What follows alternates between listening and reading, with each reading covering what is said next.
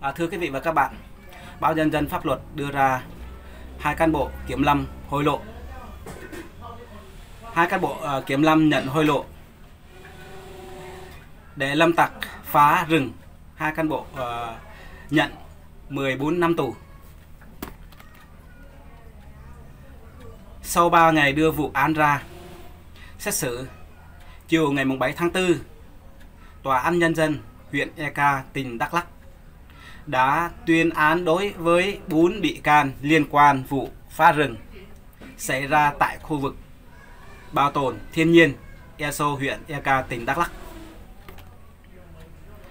Theo bị cáo Hoàng Trong Ý, 48 tuổi, nguyên trưởng trạm quản lý bảo vệ rừng số 3, khu bảo tồn thiên nhiên ESO, bị tuyên phạt 7 năm 6 tháng tù. Bị cáo Vương Thế Cao, 41 tuổi, nguyên phó trạm quản lý bảo vệ rừng số 5, khu bảo tồn thiên nhiên ESO, bị tuyên 7 năm tù. Bị cáo Hoàng Công Nhật, 44 tuổi, trụ tại huyện Eka, tỉnh Đắk Lắk, bị tuyên án 5 và 3 tháng tù. Cùng tội hối lộ quy định tại điều 354 Bộ luật hình sự. Thưa quý vị và các bạn, đây là bằng chứng những cán bộ kiểm lâm nhận hối lộ với người lâm tặc. Đây là bằng chứng cho chúng ta thấy rõ rệt hơn về vấn đề kiểm lâm hối lộ 2 cán bộ về vấn đề phá rừng. Vấn đề này là, thưa quý vị, trước năm 75 thì rừng bảo tồn thiên nhiên ESO cũng như tất cả cái khu vực rừng Tây Nguyên của chúng tôi rất là gọi là không có chặt phá. Thì từ sau năm 75 đến nay thì khu rừng Tây Nguyên của chúng tôi chặt phá rất là nhiều. Bởi vì Cộng sản Việt Nam đưa cán bộ kiểm lâm ra quản lý, nhưng thật sự thì kiểm lâm phối hợp với lâm tặc và hối lộ và đưa lâm tặc chặt phá rừng, còn bao che với nhau. Đây là gọi là bằng chứng xác thực. Cho nên tôi muốn cho tất cả quý vị cũng như các bạn nhìn lại cái cánh rừng của chúng ta. Nếu mà chúng ta không bảo tồn được thì một ngày nào đó thì rừng của chúng ta càng ngày càng gọi là khô cạn hơn, càng nghiệt, là chặt phá nhiều hơn. Cái vùng Tây Nguyên để nói chung mà vùng khu vực ESO nói riêng, hiện nay rừng đó là rất là nhiều cổ quý, kể cả động vật rất là nhiều. Đó gọi là khu bảo tồn ở bên ESO, giáp bên Đắc Phú, bên kia là Đắc Phú, bên này là Phú Yên, tại biên giới giữa Buôn Pa và có một cái cầu thủy điện nhỏ ở đó. Thưa quý vị và các bạn, tôi muốn cho quý vị và các bạn bảo vệ rừng của chúng ta, nhất là những người cán bộ kiểm lâm. Những người cán bộ kiểm lâm thì hối lộ với nhau. Cái vấn đề này rất là phức tạp, vấn đề này là rất là tế nhị. Cho nên không phải riêng về cán bộ của kiểm lâm mà nhiều cán bộ khác ở Việt Nam hối lộ, tiếp tay với giặc, bao che lên nhau công ông cháu cha. Cho nên rừng rú của chúng ta hiện nay không phải gọi là nguyên thủy nữa, mà hiện nay rất là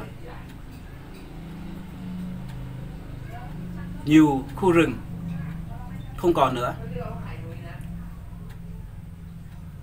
Nếu sau này Việt Nam, Cộng sản Việt Nam giao lại rừng cho người dân tộc thiểu số chúng ta, có nhờ đưa ra đất đai cho chúng ta đưa lại, thì lúc 1975 thì Cộng sản Việt Nam xâm lược đất chúng ta, họ hứa là 40 năm sau họ sẽ trả lại, thì đến 40 năm sau thì nếu mà họ trả lại thì đất đai chúng ta không còn nữa. Cho nên là người dân tộc thiểu số chúng ta phải bảo vệ rừng của chúng ta, nhất là bọn Kiểm Lâm, bọn Cộng sản Việt Nam hình thức là bảo vệ rừng, nhưng thực tế họ tiếp tay với Kiểm Lâm, tiếp tay với lâm tặc để phá rừng, buôn bán, gọi là bao che với nhau. Đó là cách họ làm ăn.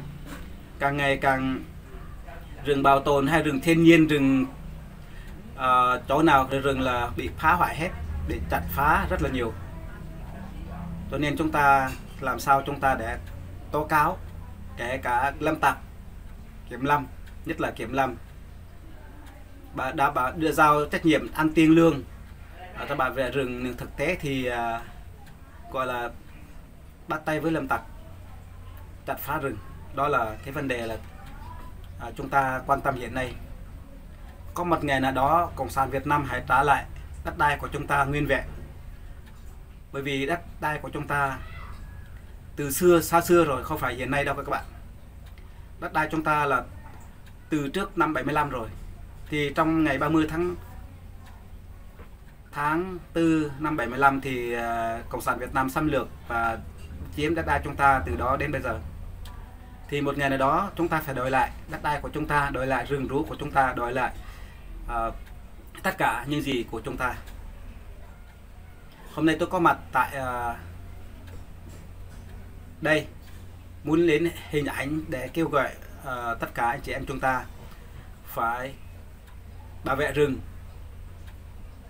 phải tố cáo những người mà phối hợp hối lộ, nhận hối lộ, nhất là Kiểm Lâm. Hiện nay không phải một mình Kiểm Lâm ESO đó các bạn, Kiểm Lâm chỗ nào cũng có phối hợp, gọi là nhận hối lộ hết. Không phải riêng ở ESO, tất cả trên thế giới Việt Nam hối lộ rất là nhiều, buôn bán động vật này, rồi qua trạm này, chốt trạm này, hối lộ đưa tiền cho qua hết. Đa số thì cây cối lâm tặc trở về thành phố, bao nhiêu chốt trạm thì tại sao lại qua mặt? Đó là họ sắp xếp, gian xếp. Họ muốn một chuyến đi của họ chót lọt, đó là họ đưa đồng tiền đi trước. Ở Việt Nam gọi là tiền đi trước là tiền khôn.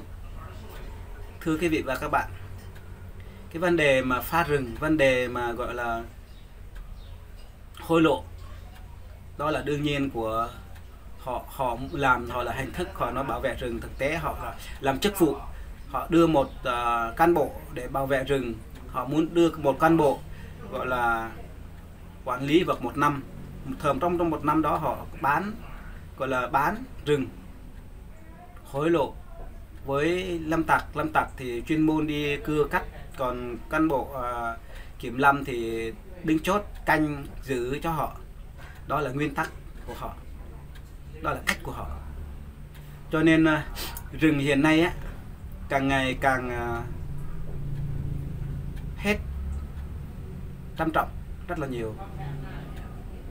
Đến gọi là đến cái khu rừng bảo tồn này cũng bị chặt phá, mà hướng chi mà khu rừng nhỏ lẻ các bạn. Cho nên hôm nay chúng ta muốn đưa ra hai vấn đề. Vấn đề thứ nhất là cán bộ không phải để bảo vệ rừng, mà cán bộ để tiếp tay với lâm tặc chặt phá rừng. Còn thứ hai, lâm tặc họ không có công ăn việc làm, họ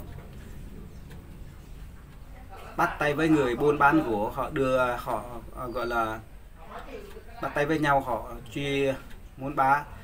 muốn họ gọi là họ trao đổi với nhau bằng cách là một người có gỗ, một người có tiền, trao đổi với nhau. Cái vấn đề này là xảy ra rất là nhiều nơi ở địa bàn cũng như ở đất nước Việt Nam không còn rừng nào mà nguyên vẹn hết, rừng nào cũng bị phá, đưa Kiểm Lâm vào tưởng là Kiểm Lâm bảo vệ rừng, thực chất thì Kiểm Lâm cũng là một cái quan tham vô lại. Cái quan tham vô lại này là họ bắt cứ, họ bán, hoặc là họ hôi lộ, họ bắt tay với nhau, họ câu kết với nhau, họ gọi là đưa lâm tặc vào rừng, chặt phá rừng thiên nhiên rất là nhiều. Nhiều khi khu vực thiên nhiên rất là đẹp, giống như ở thác họ chặt phá, rồi cái khu rừng đó không còn nguyên vẹn nữa, cái gọi là thác thiên nhiên đó không còn đẹp, thiên nhiên là đẹp nữa, phá hoại hết. Cho nên là hiện nay tình trạng đó rất là nhiều. Cảm ơn quý vị và các bạn đã quan tâm theo dõi cái vấn đề hôi lộ. Cái đối tượng ở đây rất là nhiều, tôi không muốn nêu ra, ở đây rất là nhiều. Liên quan vụ án này, bị cáo Lemo Y Cung, tên thường gọi là Ama Khanh, 38 tuổi, trụ tại Buôn Dô, xã Eli, huyện Sông Hinh, tỉnh Phú Yên, bị tuyên phạt 7 năm 3 tháng tù về tội vi phạm quy định về khai thác, bảo vệ rừng bảo vệ rừng lâm sản, quy định tại điều 232 Bộ luật hình sự, và 2 năm 9 tháng tù về tội đưa hối lộ, quy định tại điều 364 Bộ luật hình sự. Tổng hình phạt mà bị cáo Lemo Y Cung phải chấp hành là 10 năm tù. Thấy các bạn, đó là cái vấn đề mà chúng ta gây ra. Cái này là không ai gây ra mà chính chúng ta gây ra, phá hoại rừng rú của chúng ta, cũng kết hợp với Kiểm Lâm. Kiểm Lâm là một người là gọi là tham quan ô lại rồi. Thưa quý vị và các bạn, thời gian cũng là có giới hạn. Cảm ơn các bạn đã lắng nghe.